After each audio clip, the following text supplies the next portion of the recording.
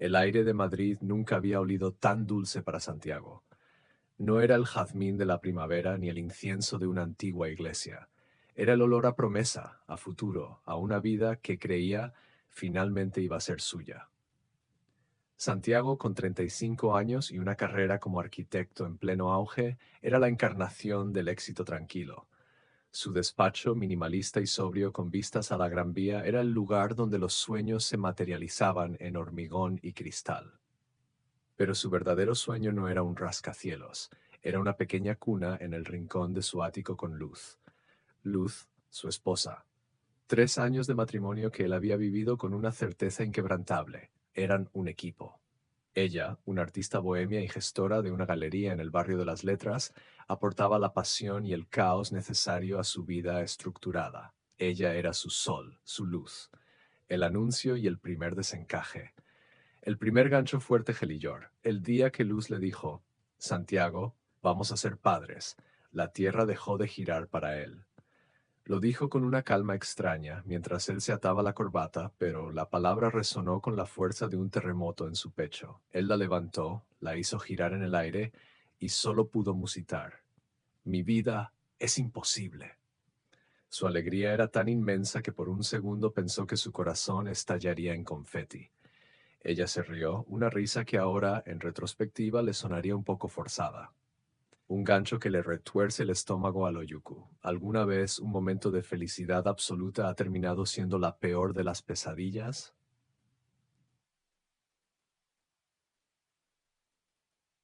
Las siguientes semanas fueron un torbellino de felicidad forzada.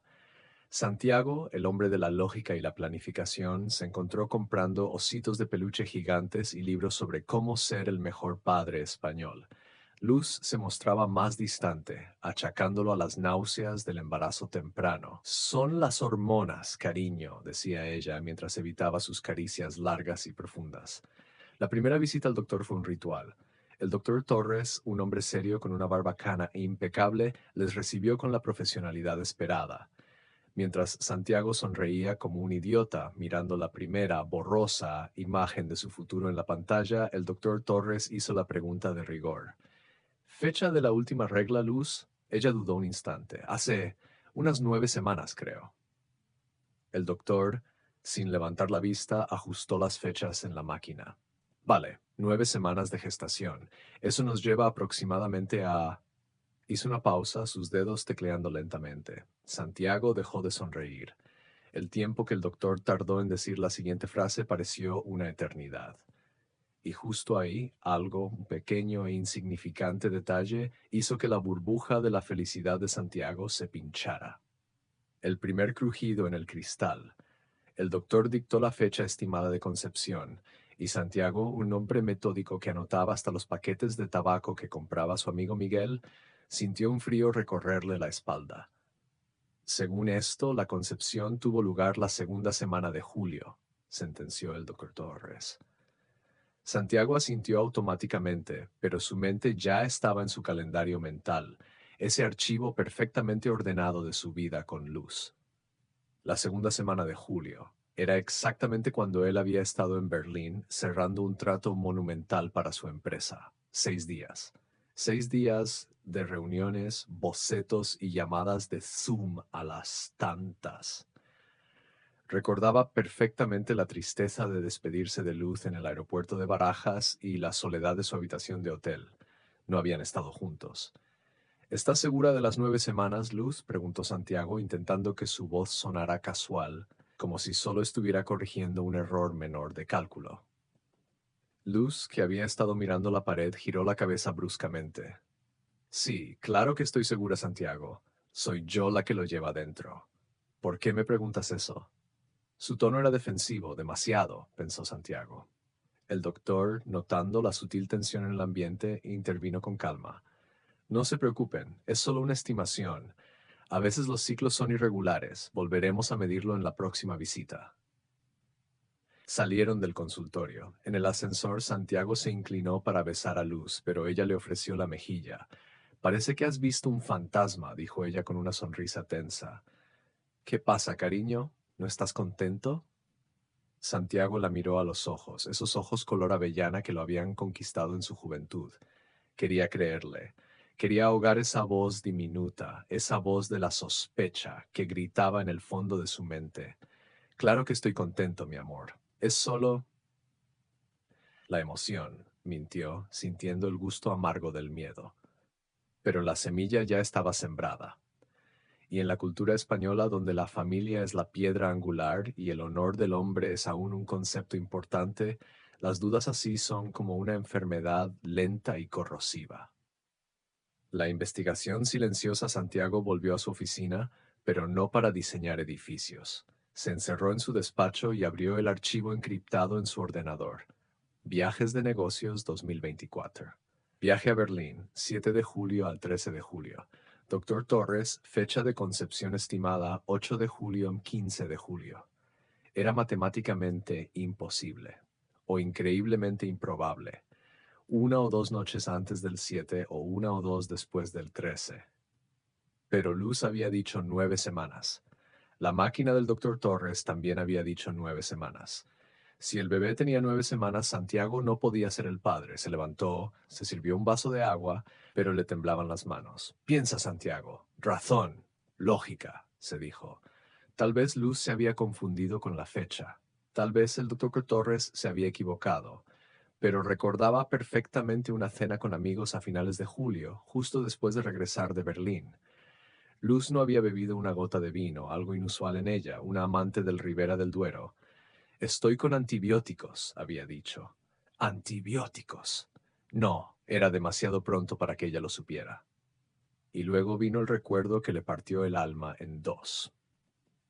Un domingo por la mañana, Luz había estado en el baño, dejando la puerta entornada. Él había oído un ruido y al asomarse, la había visto arrojando a la basura un pequeño bote de pastillas anticonceptivas. ¿Qué haces?, le había preguntado, sorprendido. Ya no las necesito, cariño. Vamos a por el bebé, había respondido ella con una sonrisa radiante. ¿Y si las había dejado de tomar antes de lo que él pensaba? Si ese fuera el caso, la concepción podría haber ocurrido antes de su viaje a Berlín. Pero si había ocurrido antes, ¿por qué Luz no se había dado cuenta de su retraso? Santiago se sentó, la cabeza entre las manos. Esto no era una duda, era una grieta que se extendía por la pared de su matrimonio. No era solo la idea de que Luz le hubiera sido infiel, era la orquestación, el tiempo, la precisión del engaño lo que lo petrificaba. ¿Cómo reaccionan ustedes ante la primera señal de traición? ¿La ignorarían o irían hasta el final? La entrevista con el doctor. No podía ir a casa y confrontar a Luz. No sin pruebas irrefutables. Necesitaba que el doctor Torres confirmara el diagnóstico y la fecha, de forma discreta. Al día siguiente puso la excusa de un retraso en la entrega de planos en el trabajo y llamó al hospital. Consiguió una cita para aclarar algunas dudas logísticas sobre la atención prenatal. El doctor Torres era un hombre de ciencia, de números. Doctor Torres, aprecio su profesionalidad. Mire, mi esposa Luz es algo distraída. En la primera visita, me pareció que ella había calculado mal sus semanas de embarazo. ¿Podría usted, basándose en la ecografía, darme la estimación más precisa de la concepción, solo para que podamos organizarnos con la familia? El médico lo miró por encima de sus gafas de montura fina. Señor Santiago, la ecografía es un método mucho más fiable que la memoria de una mujer. La medición del embrión, el saco gestacional, todo apunta a 9 semanas y 2 días. Esto sitúa la concepción entre el 8 y el 10 de julio.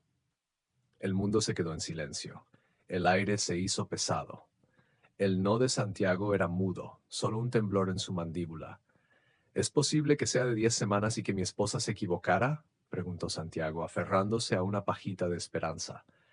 El doctor Torres negó con la cabeza con una calma clínica. La tecnología es muy precisa, señor. 9 semanas. El 10 de julio es la fecha más probable. El 10 de julio. Santiago estaba bebiendo solo un Rioja caro en un bar de hotel en Berlín, discutiendo sobre los costes de la fachada. Salió del hospital con la certeza que no deseaba. La verdad era un martillo que le golpeaba la nuca sin piedad. No era solo infidelidad. era que su esposa había planeado que él creyera que ese bebé, concebido mientras él estaba a miles de kilómetros, era suyo. El cinismo de la situación le revolvió el estómago. Quería gritar, quería romper el cristal de la ventana, pero se contuvo. Los hombres traicionados a veces encuentran la calma más peligrosa. La cita de la muerte. Santiago regresó a casa esa noche y la encontró vacía. Luz estaba en la galería preparando una nueva exposición. Mejor. Le daba tiempo para pensar, para preparar su contraataque. ¿Cómo podía estar tan seguro? Las fechas eran la prueba, pero para un divorcio, para destrozar la vida de Luz, necesitaba algo tangible, algo que un juez no pudiera dudar. Necesitaba un ADN. El plan era sencillo, pero éticamente dudoso. Necesitaba una muestra biológica de Luz. No podía ser un pelo, tenía que ser saliva o sangre. Recordó que Luz, una hipocondríaca leve, guardaba siempre unas gasas y desinfectante en el baño en caso de un pequeño corte. Esperaría. Cuando Luz llegó a casa, tarde y cansada, Santiago se había transformado en un esposo ejemplar. Le preparó la cena, le dio masajes en los pies, le habló del futuro, de la habitación del bebé. Actuó tan bien que casi se sintió un actor de teatro. Te noto tan cariñoso, mi vida, dijo Luz, sorprendida, mientras se tumbaban en la cama. Es la emoción, Luz. Solo pienso en el bebé, respondió Santiago, besándola en la frente. El beso le supo a ceniza. A la mañana siguiente, Luz salió corriendo de la casa a primera hora para una reunión. Santiago esperó 2 minutos, se levantó de la cama como un resorte y entró en el baño. El cepillo de dientes, demasiado obvio el cepillo de pelo, no fiable. Y entonces lo vio. En el pequeño cubo de basura de la encimera, el diminuto bastoncillo de algodón que Luz usaba para corregir su maquillaje de ojos. La noche anterior lo había utilizado y en el extremo había una minúscula mancha de saliva de su lengua. Era suficiente.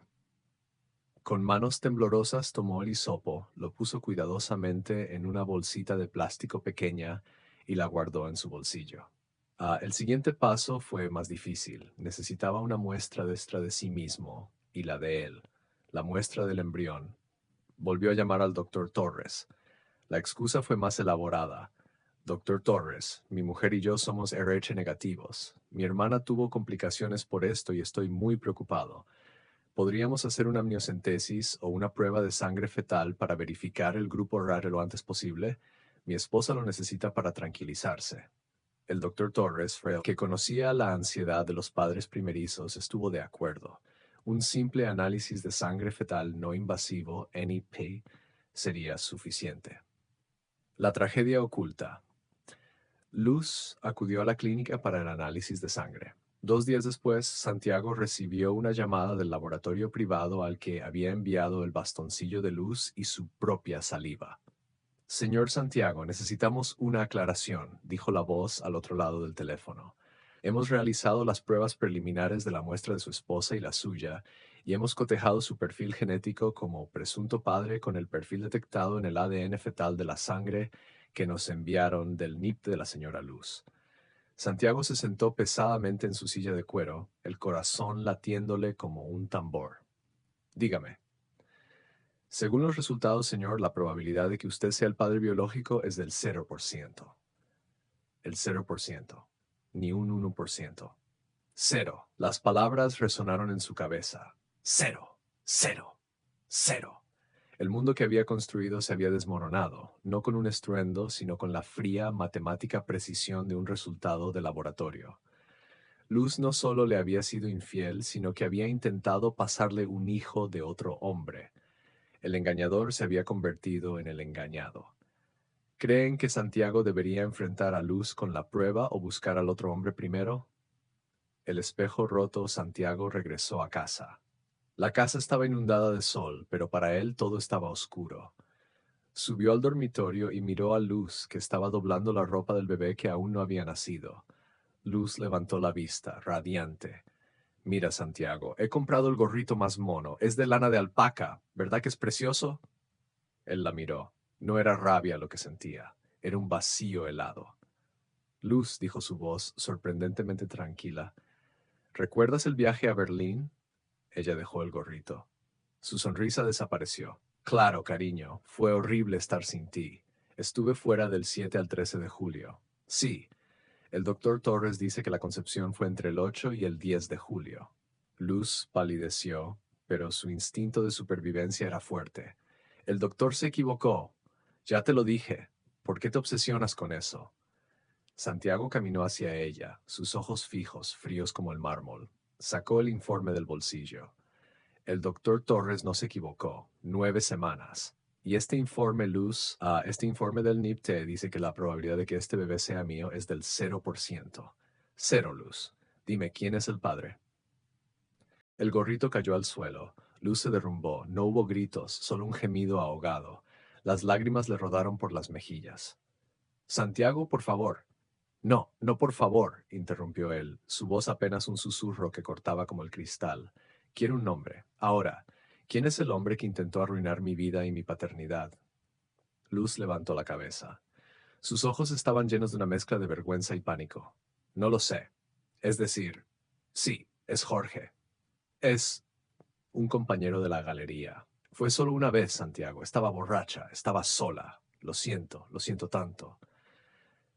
Jorge el artista con la perilla hipster, Jorge el que siempre venía a cenar y le daba la mano a Santiago con tanta calidez. El golpe fue doble. No solo la traición, sino la identidad del traidor. Fuera. Vete, le ordenó Santiago. ¿Qué? Sal de esta casa, ahora. Coge una maleta. Coge lo que puedas. Pero sal de mi vida. Luz no protestó. Recogió sus cosas con la mirada baja, se fue sin un adiós, sin mirar atrás. Santiago se quedó solo en el salón, mirando la cuna vacía, el gorrito de alpaca en el suelo. El espejo de su vida se había roto, y ese era solo el principio. Anlaşıldı. İkinci bölümü, kapitülo 3, kurgunun devamına odaklanarak, belirtilen kelime sayısını koruyarak, kelime ve tüm teknik gereklilikleri, tempo, betimleme, duygu uygulayarak ancak metin içine doğrudan CTA cümleleri eklemeden yazıyorum. Anlatımı duygusal doruk noktalarında okuyucuyu doğal olarak düşünmeye ve empati kurmaya itecek şekilde tasarlayacağım. Capítulo 2. La metamorfosis de la traición.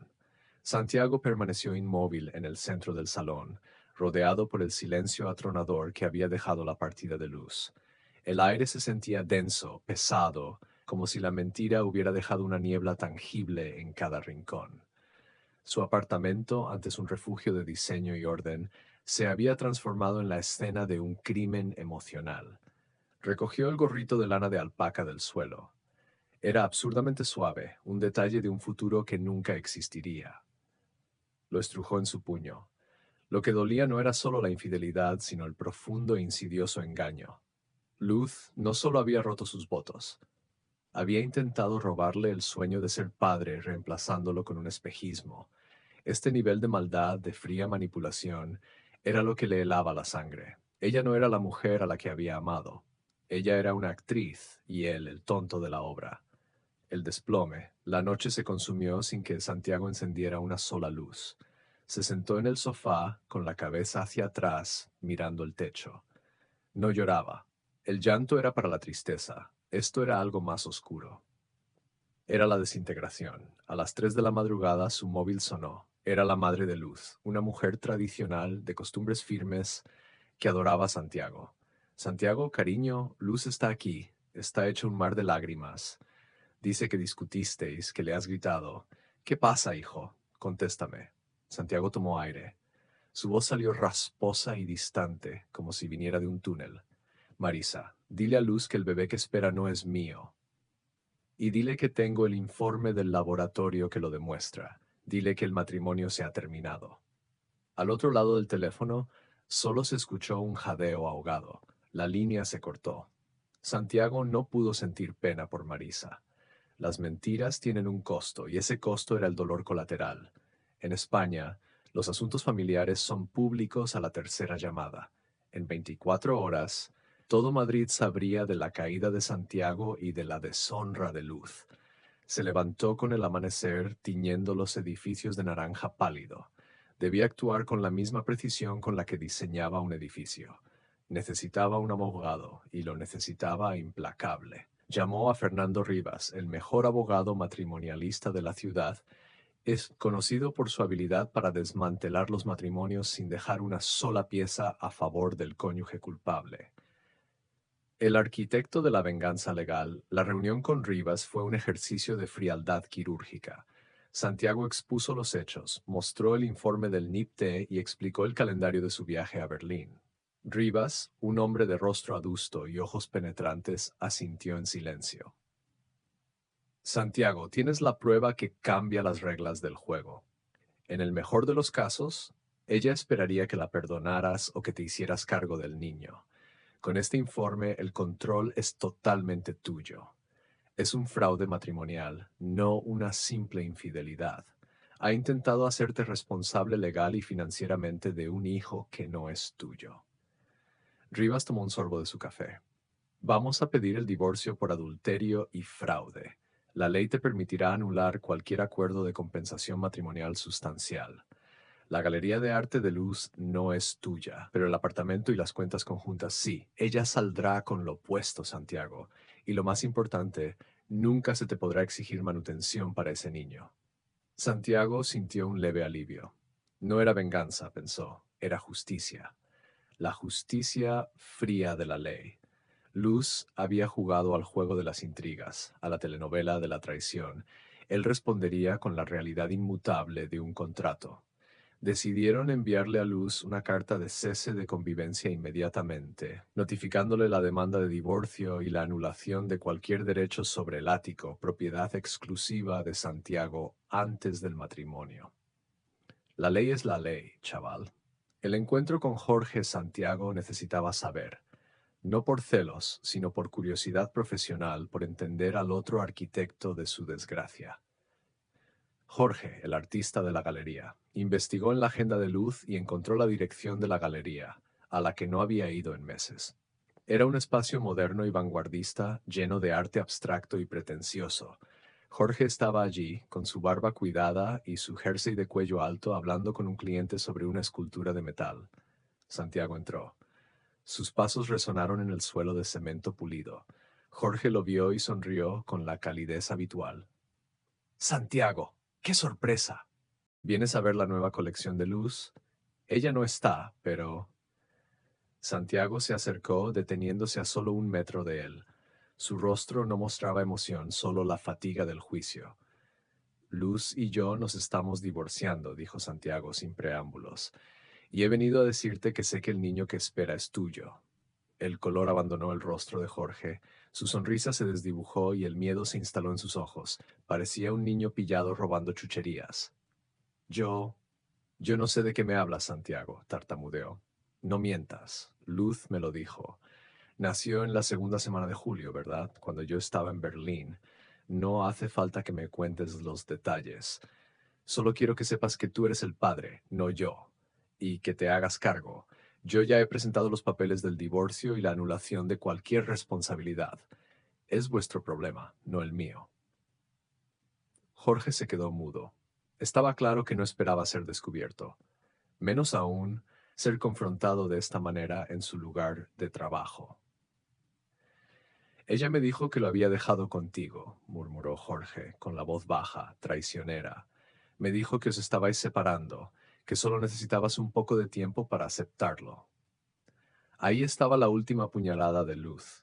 No solo le había sido infiel, sino que había mentido al otro hombre, haciéndole creer que su matrimonio estaba roto para que él se sintiera menos culpable. Una mentira dentro de otra mentira. ¿Hasta dónde puede llegar alguien para proteger sus secretos? Santiago suspiró, sintiendo un leve rastro de lástima por Jorge. Los dos eran víctimas de la misma manipuladora. No te preocupes, ya no es mi problema. Solo te lo digo para que sepas la verdad. Vas a ser padre, Jorge. Felicidades. Santiago se dio la vuelta y salió. No había habido pelea, ni gritos, ni amenazas, solo la entrega de un hecho frío. El encuentro no le dio paz, pero sí le devolvió algo de su dignidad. El precio de la dignidad, las semanas siguientes fueron un infierno. Luz no contestaba las llamadas ni de Santiago ni de Rivas. Se había atrincherado en casa de su madre intentando ganar tiempo, pero el tiempo era lo que Santiago menos iba a darle. El primer golpe público vino con el anuncio de la galería. Luz tuvo que retirarse de su puesto por problemas personales graves. Su madre, Marisa, una mujer de gran orgullo, dejó de ir a la misa de los domingos. El chisme de la alta sociedad madrileña corría como la pólvora.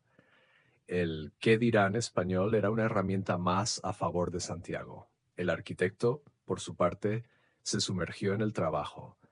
Diseñar edificios le daba el control que había perdido en su vida personal. Pasaba 16 horas al día en la oficina. Comía en el escritorio, dormía en el sofá. Evitaba su ático, que ya solo le recordaba la falsedad. Un día, Rivas le llamó. Luz ha contestado. Quiere negociar. Sabe que tiene todas las de perder, Santiago. Lo único que pide es que no divulgues el informe del NIPTE a la prensa, que la dejes ir con un mínimo de dignidad. ¿Y a cambio? A cambio, te concede el divorcio rápido, te cede todas sus propiedades en común, que no son muchas, y firma un documento en el que renuncia a cualquier reclamación futura sobre ti o tu patrimonio. Y lo más importante, renuncia a citarte como padre en el registro civil. Es una victoria total, Santiago. Firma un cheque para que no tenga que dar explicaciones de por vida. Santiago pensó en Marisa, la mujer que siempre había sido amable con él. Pensó en el bebé que nacería en una situación ya complicada. Su venganza no era contra el niño, sino contra la mentira de Luz. Acepto, dijo Santiago, pero no habrá cheque que asuma las consecuencias de sus decisiones. La firma se encontraron en la oficina de Rivas. Luz estaba cambiada. El brillo de sus ojos se había apagado. Estaba más delgada, con el peso de la vergüenza sobre sus hombros. Llevaba ya 4 meses de embarazo. Se sentaron en extremos opuestos de la mesa. No se miraron. La tensión era palpable. Rivas deslizó los documentos. Luz, ¿entiendes lo que estás firmando? Es la renuncia de todos los derechos de compensación y la aceptación de que el matrimonio se disuelve por causa de adulterio, sin responsabilidad económica alguna para Santiago. Luz asintió en silencio, sus manos temblando ligeramente. Tomó el bolígrafo. Antes de que firmara, Santiago rompió el silencio. ¿Por qué, Luz? Ella levantó la mirada. Por primera vez en meses le miró a los ojos, y en ellos Santiago vio un atisbo de la luz que había amado. Yo te quería, Santiago, de verdad, pero me sentía asfixiada por tu perfección, por tu planificación. Solo fue una noche y cuando supe lo del bebé entré en pánico. Sabía que me dejarías y yo no quería estar sola. El bebé fue mi intento desesperado de mantenerte, de hacer que me necesitaras. Su explicación era patética, pero extrañamente humana. El miedo a la soledad, el pánico de una mujer inmadura. Podrías habérmelo dicho. Podríamos haberlo hablado, yo habría sido tu amigo. Pero la mentira... Santiago negó con la cabeza. Luz no dijo nada más. Firmó los papeles con una letra temblorosa. Era el fin. En ese momento Santiago sintió el final del dolor, no el alivio de la venganza, sino el vacío de una herida que por fin dejaba de sangrar. ¿Creen que el silencio de Luz en ese momento fue un signo de remordimiento o de simple cobardía? Santiago salió de la oficina sin mirar atrás. Era un hombre libre, pero su libertad era fría y solitaria. El arquitecto había salvado su patrimonio, su dignidad legal, pero su alma estaba hecha escombros. Ahora debía reconstruirse. Un proceso que sería mucho más largo y difícil que diseñar cualquier edificio. ¿Vienes a ver la nueva colección de Luz? Ella no está, pero... Santiago se acercó, deteniéndose a solo 1 metro de él. Su rostro no mostraba emoción, solo la fatiga del juicio. Luz y yo nos estamos divorciando, dijo Santiago sin preámbulos, y he venido a decirte que sé que el niño que espera es tuyo. El color abandonó el rostro de Jorge, su sonrisa se desdibujó y el miedo se instaló en sus ojos. Parecía un niño pillado robando chucherías. Yo no sé de qué me hablas, Santiago, tartamudeó. No mientas. Luz me lo dijo. Nació en la segunda semana de julio, ¿verdad? Cuando yo estaba en Berlín. No hace falta que me cuentes los detalles. Solo quiero que sepas que tú eres el padre, no yo, y que te hagas cargo. Yo ya he presentado los papeles del divorcio y la anulación de cualquier responsabilidad. Es vuestro problema, no el mío. Jorge se quedó mudo. Estaba claro que no esperaba ser descubierto, menos aún ser confrontado de esta manera en su lugar de trabajo. Ella me dijo que lo había dejado contigo, murmuró Jorge, con la voz baja, traicionera. Me dijo que os estabais separando, que solo necesitabas un poco de tiempo para aceptarlo. Ahí estaba la última puñalada de luz. No solo le había sido infiel, sino que había mentido al otro hombre, haciéndole creer que su matrimonio estaba roto para que él se sintiera menos culpable. Una mentira dentro de otra mentira. ¿Hasta dónde puede llegar alguien para proteger sus secretos? Santiago suspiró, sintiendo un leve rastro de lástima por Jorge. Los dos eran víctimas de la misma manipuladora.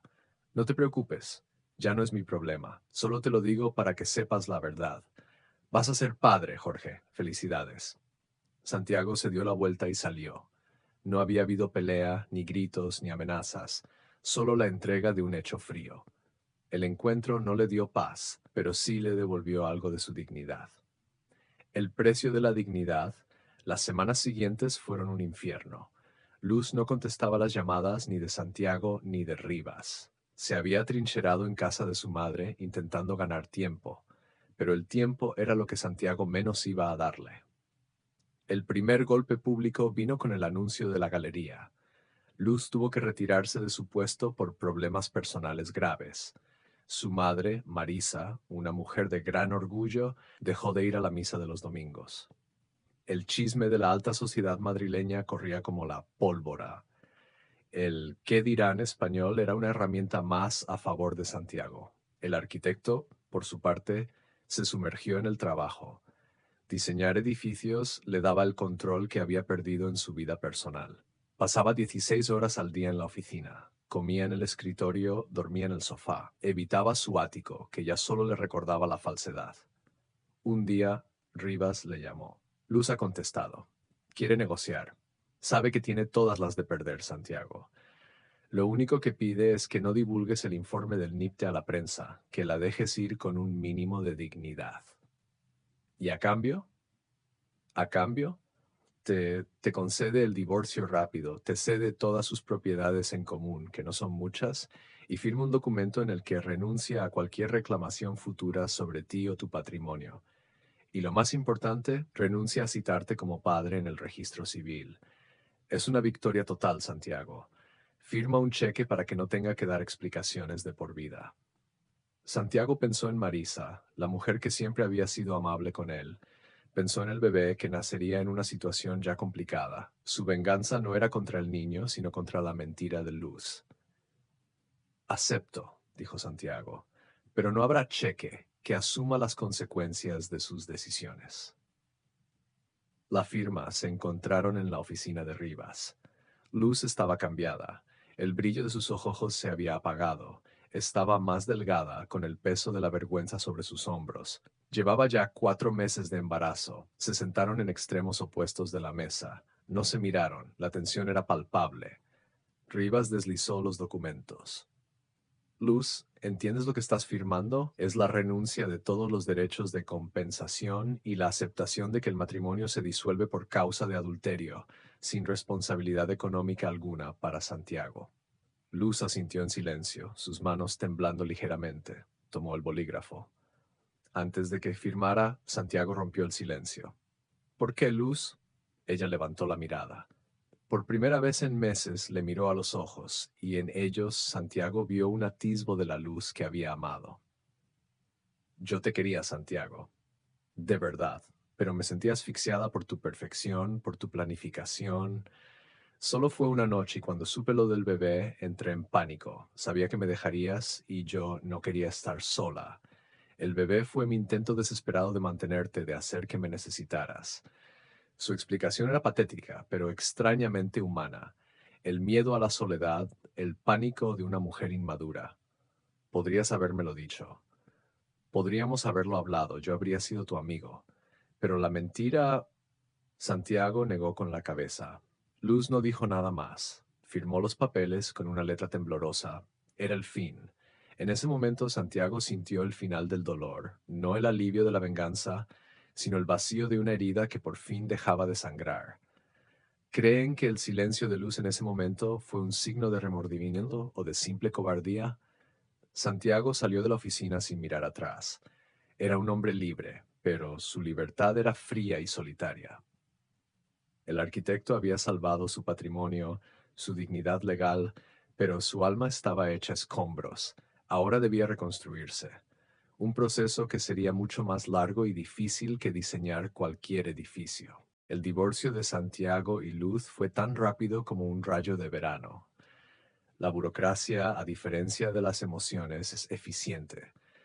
Un mes después de la firma, Santiago recibió la notificación oficial. El matrimonio había sido disuelto, el fraude y el adulterio reconocidos. Legalmente era como si Luz nunca hubiera existido en su vida, salvo por los vacíos que había dejado. El ático de la Gran Vía, el escenario de su fallida vida matrimonial, se había convertido en una prisión. Cada objeto le recordaba a Luz, el lugar donde cenaban, el rincón donde ella leía, incluso el ligero aroma a lavanda que impregnaba las sábanas. Santiago no podía respirar allí. El exilio voluntario. Una tarde, Santiago se quedó mirando por la ventana de su salón. No veía los edificios ni el ajetreo de Madrid, sino la imagen borrosa de Luz, con ese gorrito de alpaca en la mano. Se dio cuenta de que no podía diseñar un futuro en las ruinas de su pasado. Necesitaba un cambio radical, un destierro voluntario. Compró un pequeño apartamento en el barrio de Malasaña, caótico, joven y vibrante. Era todo lo opuesto a la pulcra frialdad de su ático.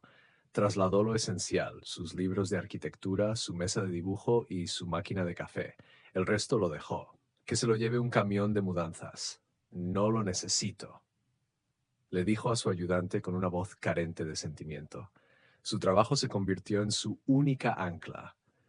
Ganó un concurso importante para diseñar un museo en Bilbao, un proyecto ambicioso que exigía toda su concentración. Se sumergió en planos, cálculos y materiales dejando a un lado la humanidad que lo componía. Sus amigos intentaron acercarse, invitarle a tapas y vinos, pero Santiago los rechazó cortésmente. Estoy inmerso en Bilbao. No tengo tiempo. No era una mentira total, pero era una defensa. Temía que si bajaba la guardia, la tristeza lo devoraría entero. Pero el trabajo no cura las heridas del alma. Una noche, mientras revisaba los planos de la fachada del museo, se dio cuenta de que no sentía nada, ni orgullo por el diseño, ni ambición, ni siquiera la fatiga de las horas extra. Era un robot de precisión, un humano sin latido. ¿Cuánto tiempo puede alguien ignorar su propio dolor antes de que lo consuma? El encuentro con la sombra fue su socio, Antonio, quien intervino. Antonio era un hombre mayor, de carácter tranquilo, que había visto pasar muchas crisis. Santiago, vas a construir el edificio más hermoso de Bilbao, pero te estás demoliendo a ti mismo. Estás vacío.